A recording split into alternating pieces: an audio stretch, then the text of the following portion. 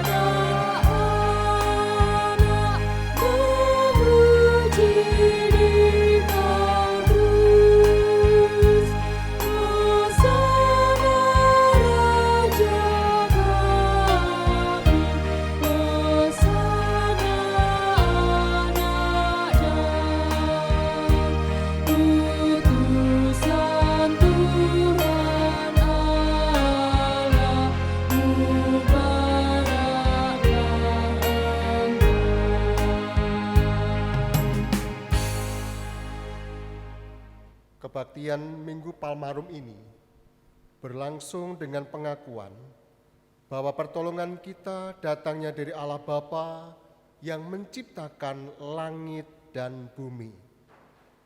Kasih karunia dan damai sejahtera dari Allah Bapa kita dan Tuhan Yesus Kristus menyertai saudara sekalian. Amin. Jemaat yang kasih Tuhan, mari kita bersama-sama menaikkan pujian dengan menaikkan pujian Kasih Setiamu.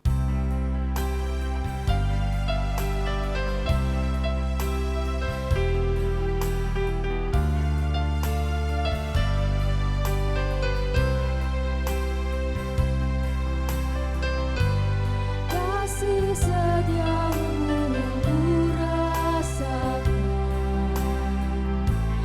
lebih tinggi dari langit biru.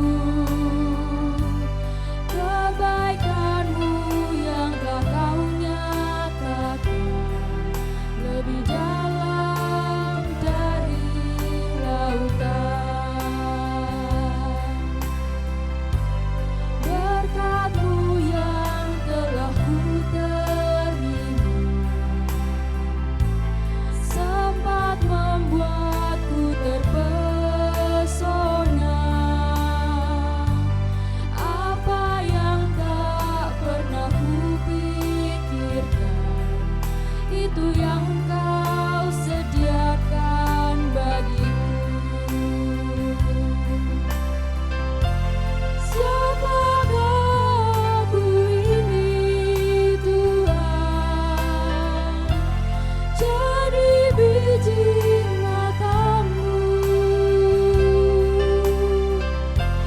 Dengan apa aku balas Tuhan, saling puji dan sembah Kau.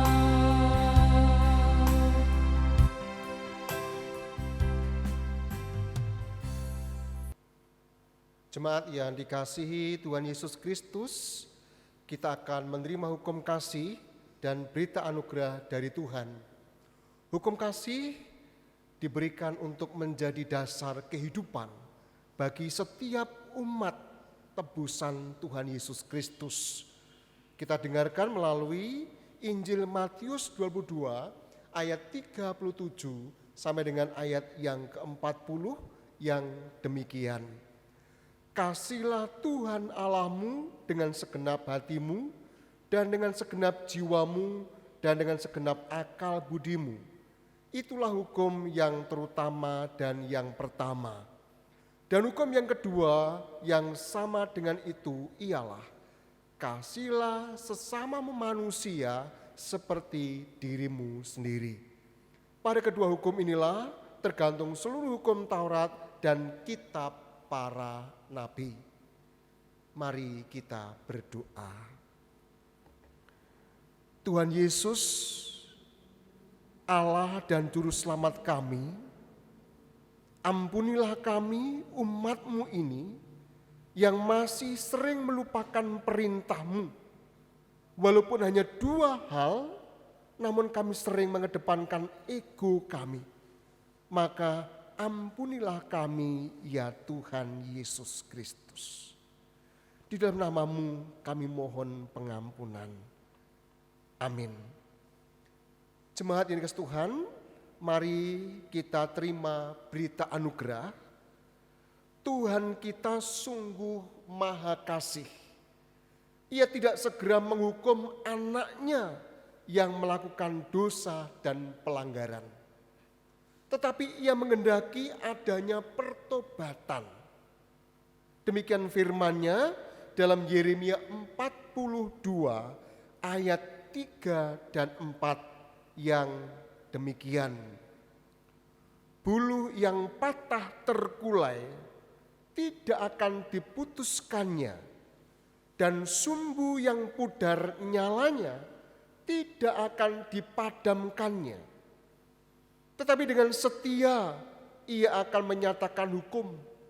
Ia sendiri tidak akan menjadi pudar dan tidak akan patah terkulai sampai ia menegakkan hukum di bumi. Segala pulau mengharapkan pengajarannya. Demikianlah berita anugerah dari Tuhan. Jemaat yang dikasihi Tuhan, mari kita menaikkan syukur kepada Tuhan Yesus Kristus melalui pujian PKJ 7 bait 1 dan yang kedua.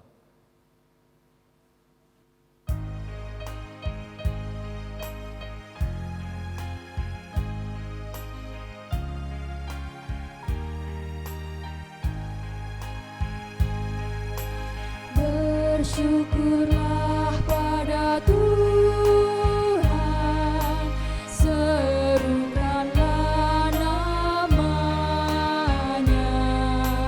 bernyanyilah bagi Tuhan, mari bermazmurlah. Pujilah Tuhan hai jiwaku,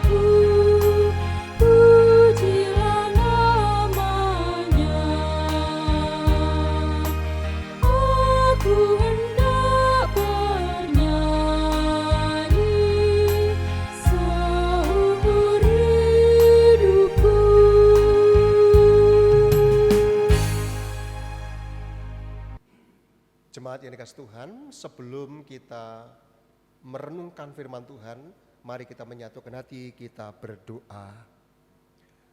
Bapa kami yang ada di surga, terima kasih untuk waktu yang luar biasa ini. Jika sebentar lagi kami akan disapa oleh pemberitaan firman-Mu, dan biarlah firman-Mu yang kami dengar menjadi inspirasi kami di dalam kami memasuki Minggu Palmarum ini. Mohon berkat untuk lektor yang nanti akan membaca sabda-Mu, dan mohon berkat untuk hamba-Mu yang nanti akan menyampaikan firman-Mu.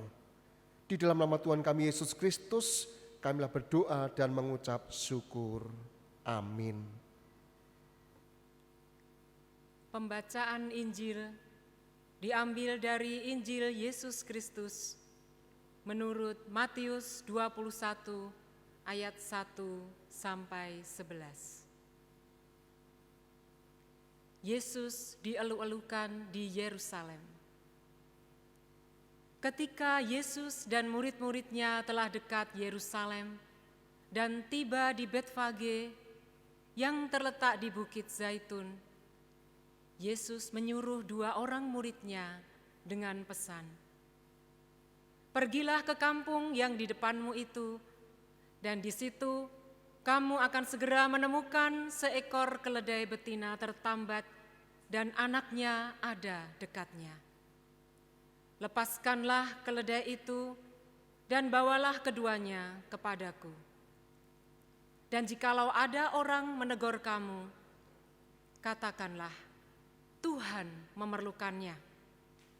Ia akan segera mengembalikannya." Hal itu terjadi supaya genaplah firman yang disampaikan oleh Nabi. "Katakanlah kepada putri Sion, lihat, rajamu datang kepadamu. Ia lemah lembut dan mengendarai seekor keledai beban yang muda." Maka pergilah murid-murid itu dan berbuat seperti yang ditugaskan Yesus kepada mereka. Mereka membawa keledai betina itu bersama anaknya, lalu mengalasinya dengan pakaian mereka, dan Yesus pun naik ke atasnya. Orang banyak yang sangat besar jumlahnya menghamparkan pakaiannya di jalan. Ada pula yang memotong ranting-ranting dari pohon-pohon dan menyebarkannya di jalan. Dan orang banyak yang berjalan di depan Yesus dan yang mengikutinya dari belakang berseru, katanya, "Hosana bagi anak Daud, diberkatilah dia yang datang dalam nama Tuhan. Hosana di tempat yang maha tinggi." Dan ketika ia masuk ke Yerusalem, gemparlah seluruh kota itu, dan orang berkata, "Siapakah orang ini?" Dan orang banyak itu menyahut, "Inilah Nabi Yesus dari Nazaret di Galilea." Demikianlah sabda Tuhan. Yang berbahagia ialah mereka yang mendengar firman Tuhan dan memeliharanya. Hosiana. Saudara-saudara yang kasih Tuhan Yesus Kristus, saat ini kita akan merenungkan sebuah tema, rendah hati tanda anak Tuhan. Rendah hati tanda anak Tuhan.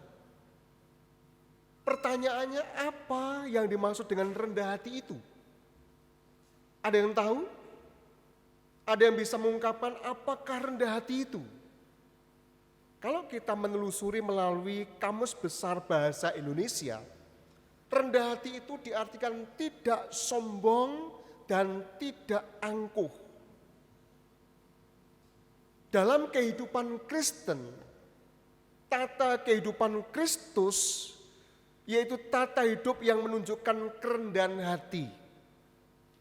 Dia yang dalam rupa Allah tidak menganggap kesetaraan dengan Allah itu sebagai milik yang harus dipertahankan. Sehingga dengan demikian sikap rendah hati dalam pandangan Kristen adalah diri Kristus sendiri.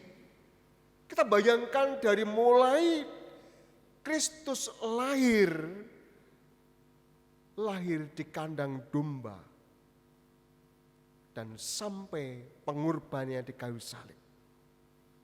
Jadi ajaran rendah hati yang disampaikan oleh Kristus itu seringkali dianggap sebagai paradok.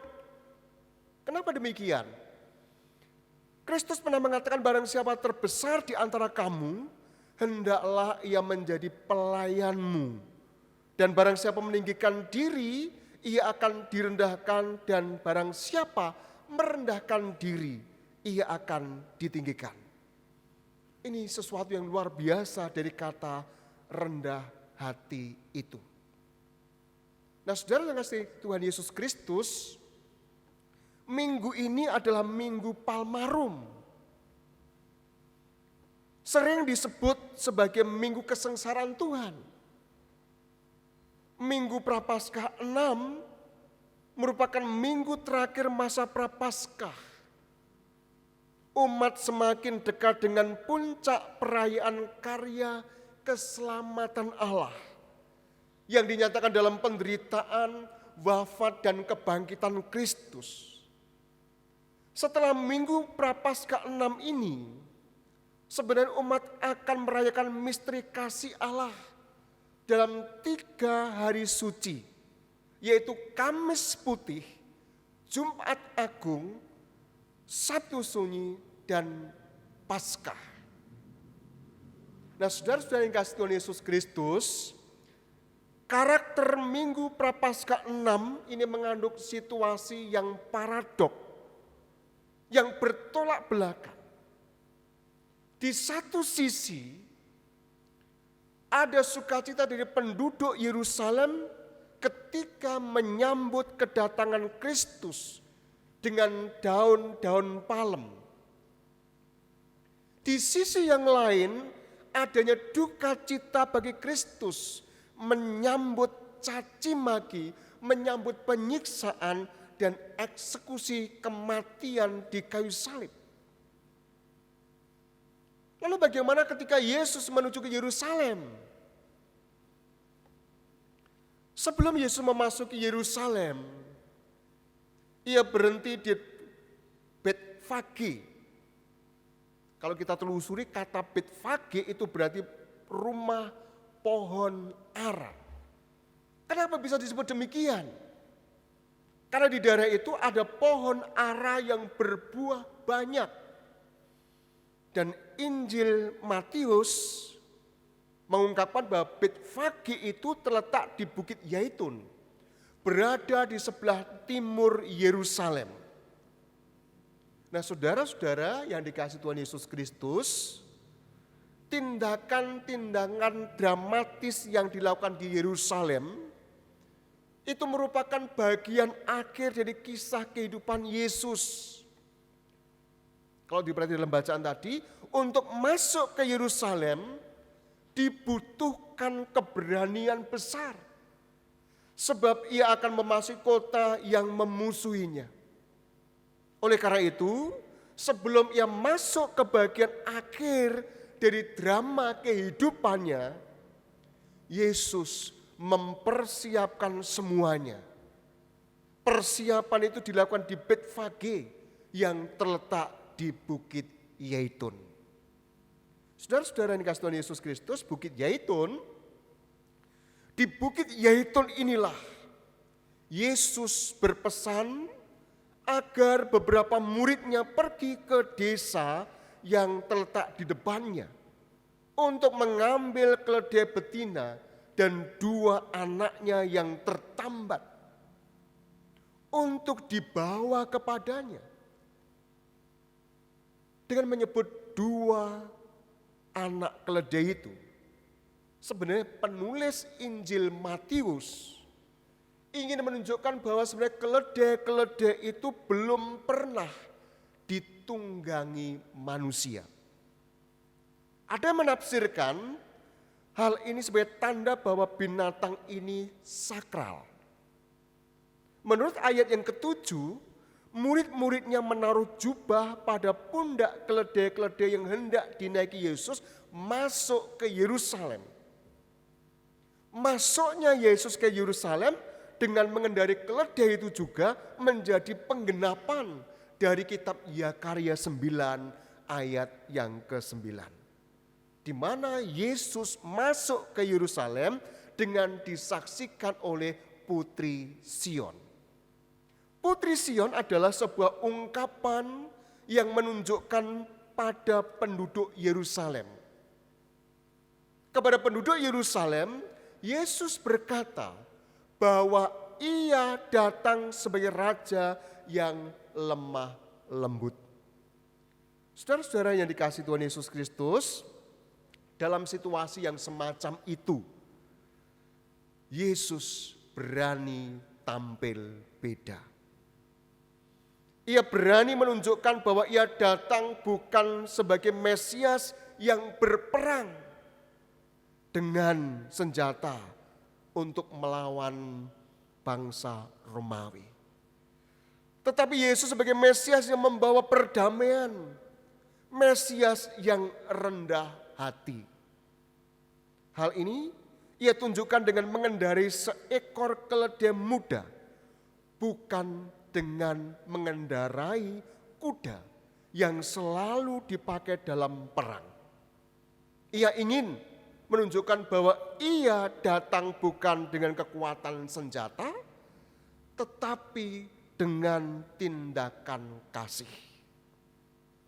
Jadi masuknya Yesus ke Yerusalem disambut penduduk kota dengan penuh hormat. Cara penyambutannya adalah dengan menghamparkan pakaian di jalan-jalan.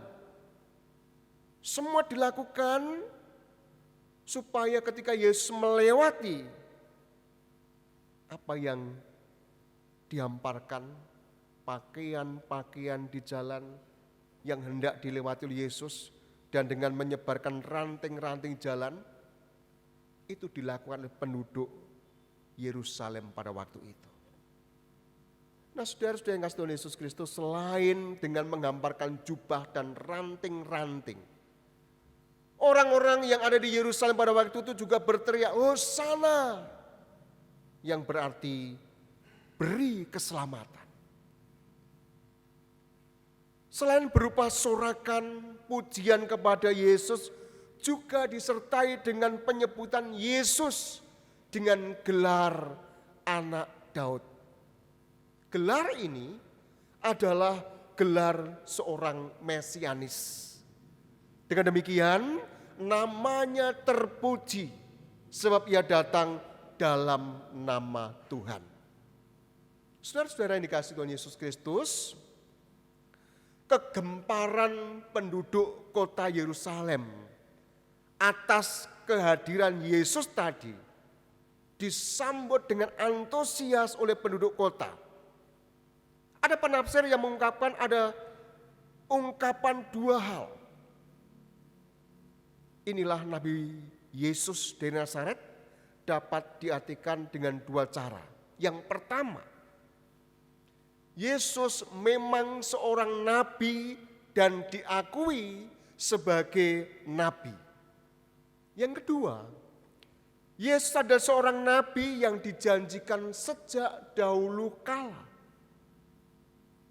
Saudara-saudara yang dikasihi Tuhan Yesus, kejadian yang dialami Yesus dalam perjalanan menuju Yerusalem itu bisa disimpulkan.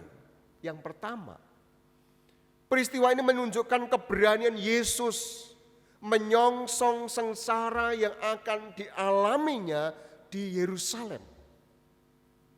Proklamasi kedatangan Yesus ke Yerusalem ini merupakan kesiapan menapaki jalan-jalan sengsara. Proklamasi ini membuat Yesus berani memasuki Yerusalem dengan terus terang, bukan dengan sembunyi-sembunyi. Yesus tidak mencari-cari sengsara atau penderitaan. Yang kedua, kedatangan Yesus ke Yerusalem merupakan klaimnya sebagai Mesias yang diurapi. Di Yerusalem, klaim Yesus itu akan ditanggapi dengan penerimaan dan penolakan. Lalu yang ketiga, kisah ini mengungkapkan himbauannya tentang pengakuan kerajaan. Ia tidak mengklaim tahta kerajaan, melainkan tahta di dalam hati manusia. Ia datang dengan rendah hati, dengan mengendarai keledai. Kalau diperhatikan di dunia timur, keledai adalah binatang yang anggun. Seorang raja yang naik keledai adalah raja yang membawa pesan perdamaian. Sementara raja yang datang dengan menaiki kuda adalah raja yang membawa gempita peperangan.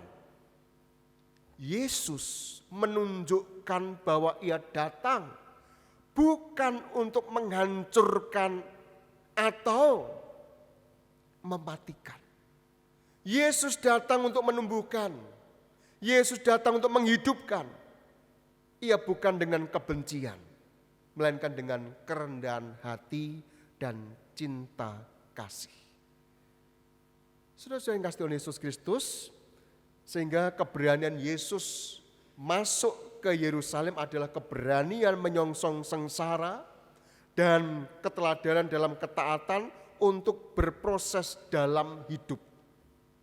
Di balik keberanian Yesus ini terkandung pesan bahwa untuk mengupayakan hidup diperlukan yang namanya keberanian, ketaatan, konsisten, dan kerendahan hati. Saudara, lalu apa menjadi tugas panggilan kita sebagai umat Tuhan? Rahasianya rendah hati sebenarnya terletak pada pikiran dan perasaan Kristus. Itulah yang seharusnya juga ada dalam diri setiap orang percaya. Oleh karena itu, kerendahan hati Tuhan Yesus harus menjadi kiblat kita semua. Umat harus yakin sebagai pengikutnya diberi kemampuan dan keberanian untuk mewujudkan hidup rendah hati sebagai bukti bahwa kita adalah anak-anak Tuhan yang telah diselamatkan oleh Kristus. Sikap rendah hati harus menjadi pola kehidupan umat dalam tata pergaulan, pikiran, dan perasaan. Jagat mbetahaken sikap andhap asor saking para kagunganipun Gusti Yesus. Pertanyaannya, maukah umat mengembangkan sikap hidup yang rendah hati sebagai bukti, sebagai anak-anak Tuhan Yesus? Semua kembali kepada umat, mau atau tidak. Tuhan Yesus memberkati kita semua. Amin.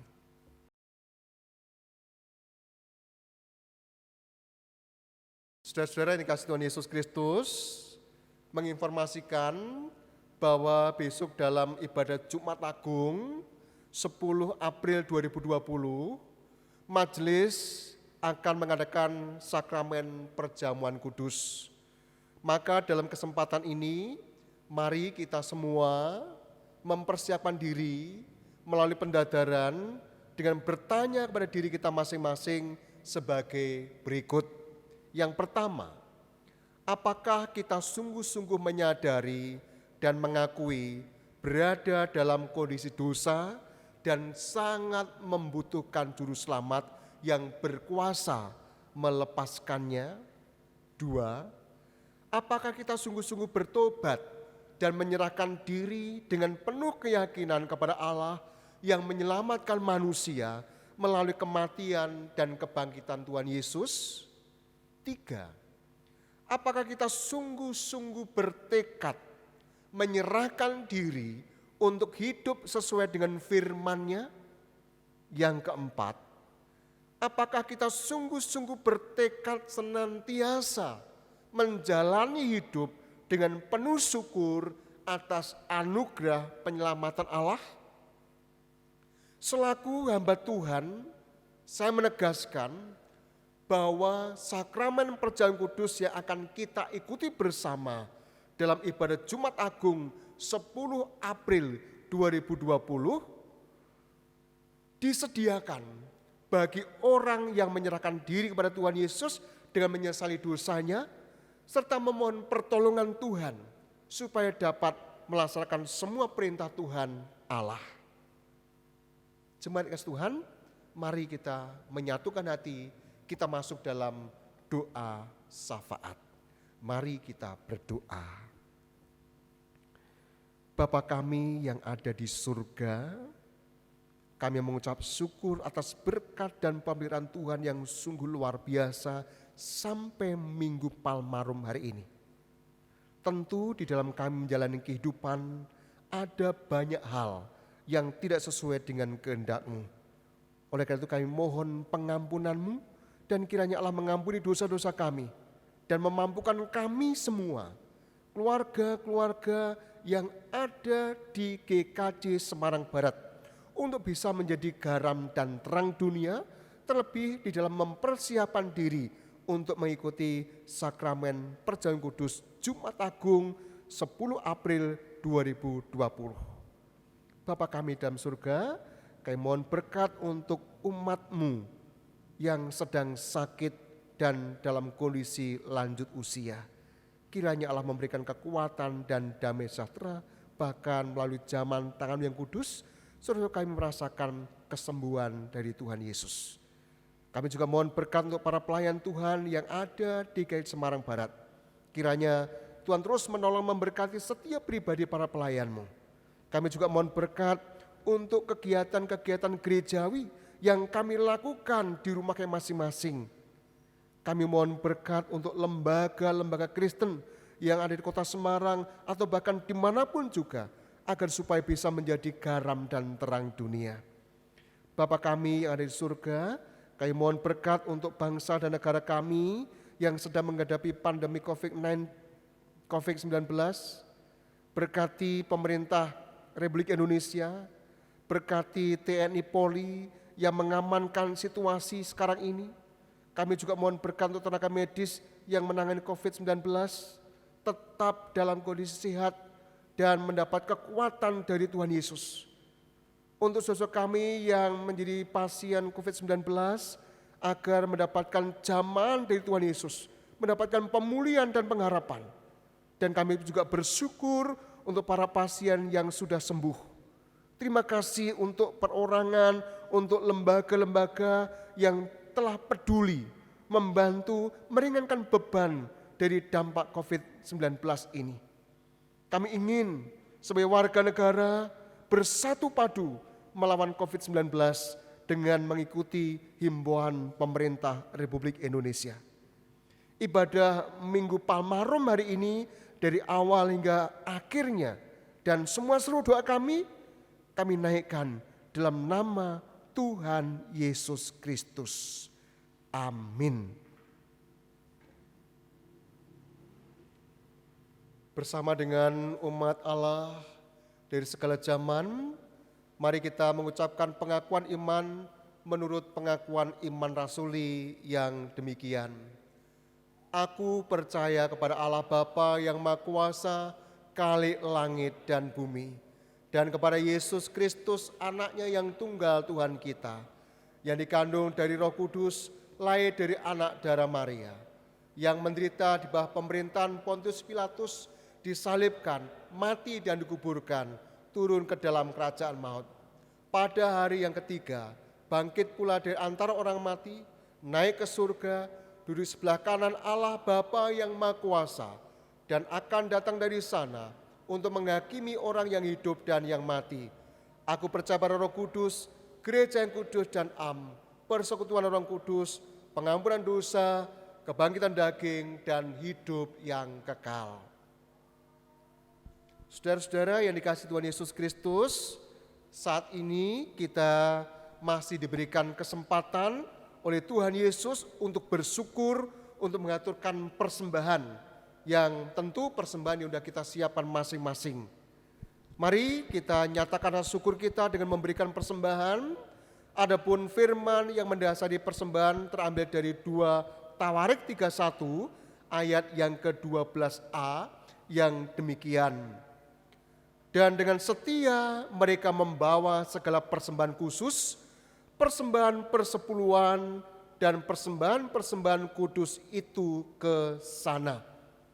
Kita menaikkan pujian PKJ 264 bait yang pertama sambil mengaturkan persembahan.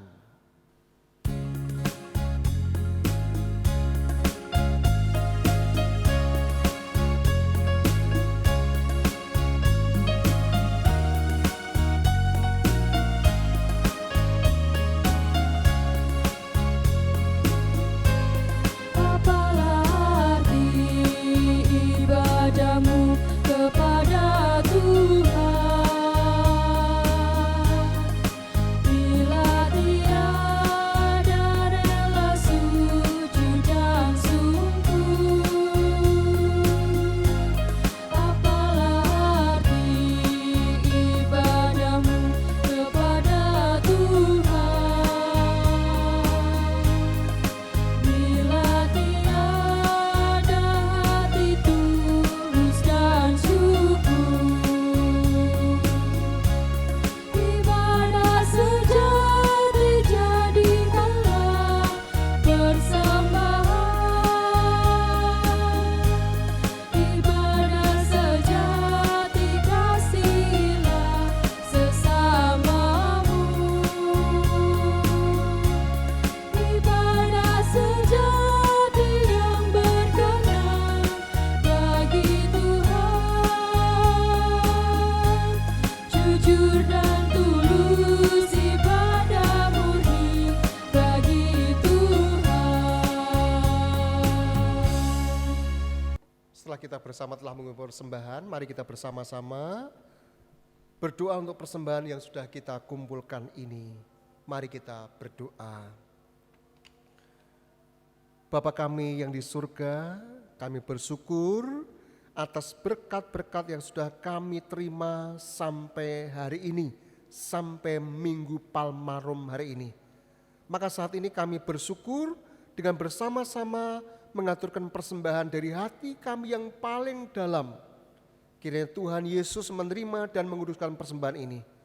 Mohon berkat untuk sosok kami yang telah ditunjuk untuk mengatur persembahan ini, agar semuanya boleh dilakukan seturut dengan kehendak-Mu.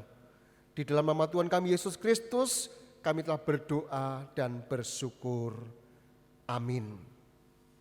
Jemaat yang dikasihi Tuhan, saya undang untuk bangkit berdiri. Kita akan masuk dalam pengutusan dan berkat.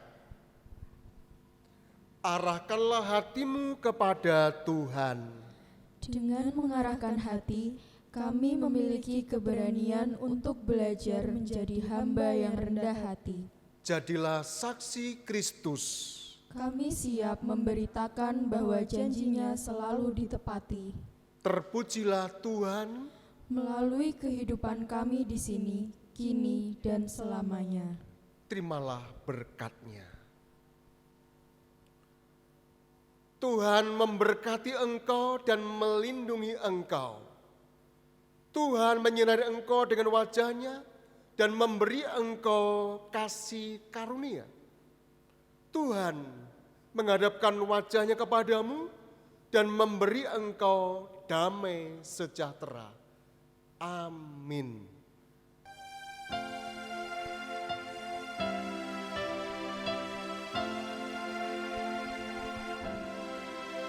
Dan